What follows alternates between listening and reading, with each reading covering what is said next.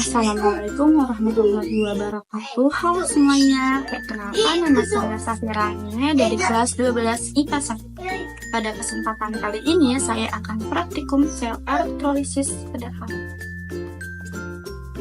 Tujuannya yang pertama mengetahui proses elektrolisis pada larutan NaCl dan H2O. Yang kedua, mengetahui zat apakah yang terjadi sebagai hasil elektrolisis pada katoda. Dan yang ketiga, mengetahui ion apakah yang terbentuk pada katoda sebagai hasil elektrolisis.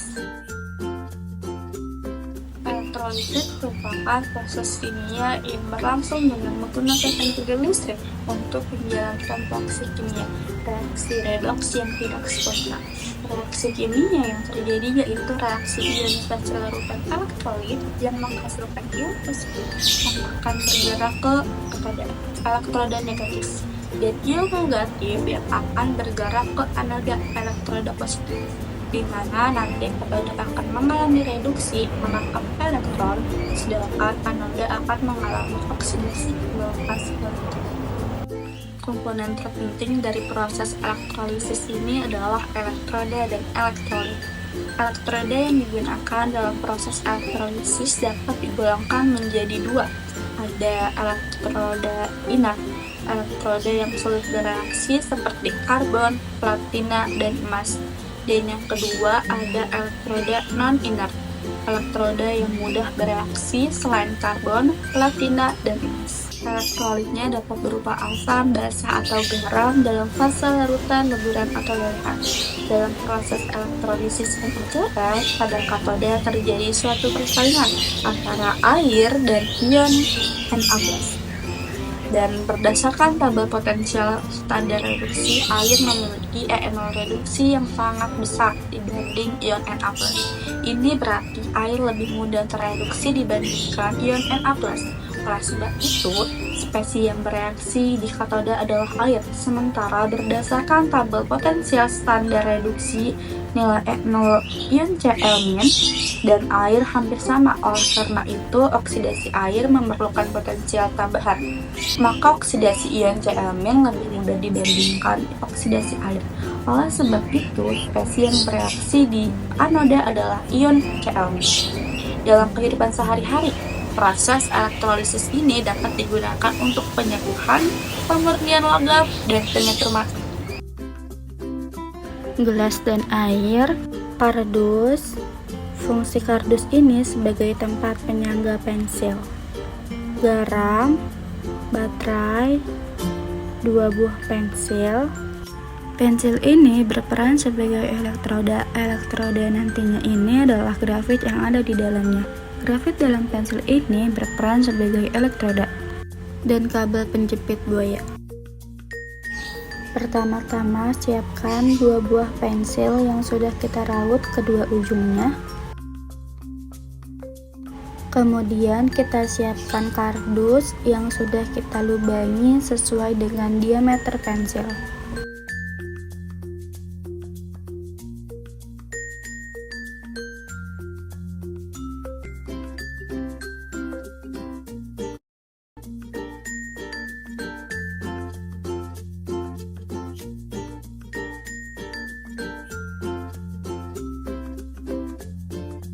Selanjutnya kita siapkan air.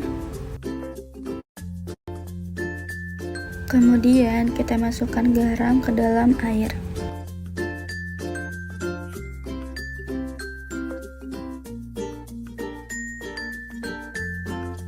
Lalu aduk hingga garamnya larut.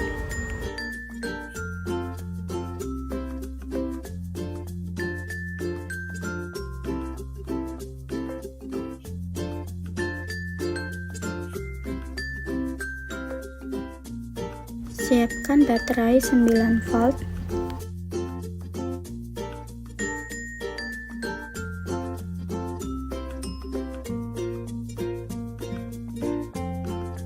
Kemudian hubungkan kabel penjepit buaya dengan baterai.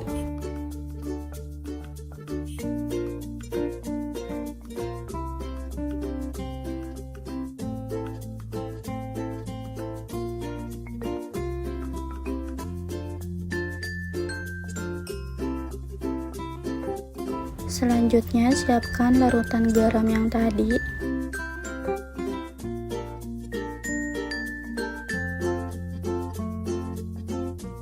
Masukkan kedua pensil ke dalam larutan. Kemudian hubungkan baterai 9 volt dengan grafit yang ada pada pensil menggunakan kabel yang saling terhubung dengan capit buaya. Dan ini dia proses elektrolisis yang terjadi.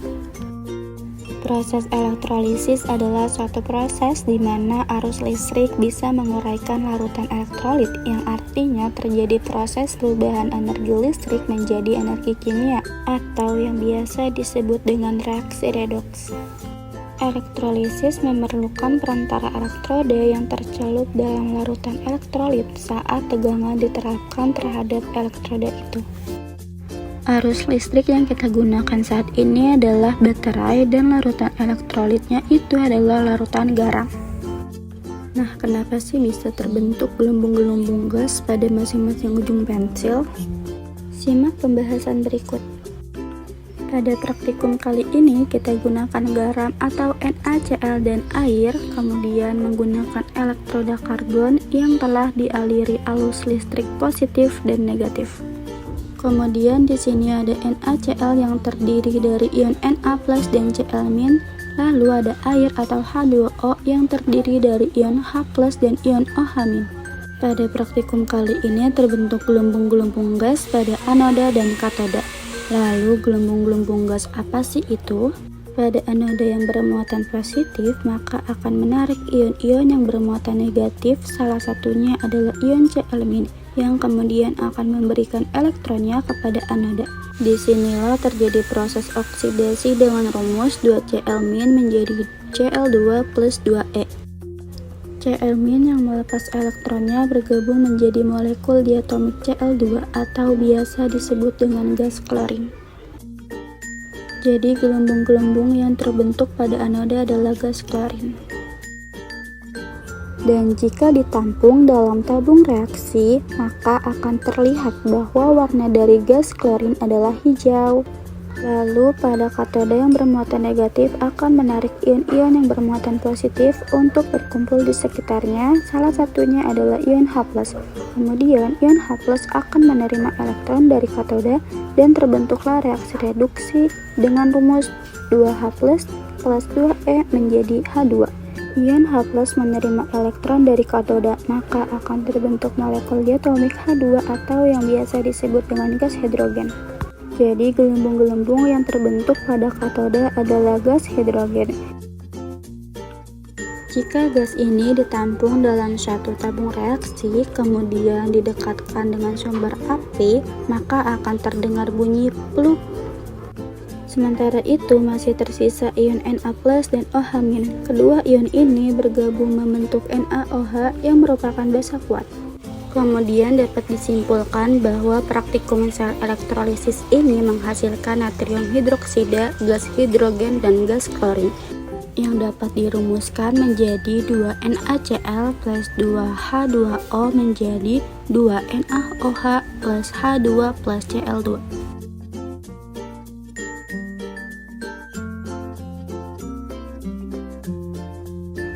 Jika kalian mencoba untuk mencium aroma larutan setelah praktikum, maka akan tercium aroma seperti kaporit. Aroma kaporit itu berasal dari aroma gas klorin atau Cl2, karena Cl2 ini biasa digunakan sebagai kaporit dan juga sebagai bahan pembersih pada beberapa produk-produk pembersih. Sekian video praktikum dari saya, kurang lebihnya mohon maaf. Wassalamualaikum warahmatullahi wabarakatuh.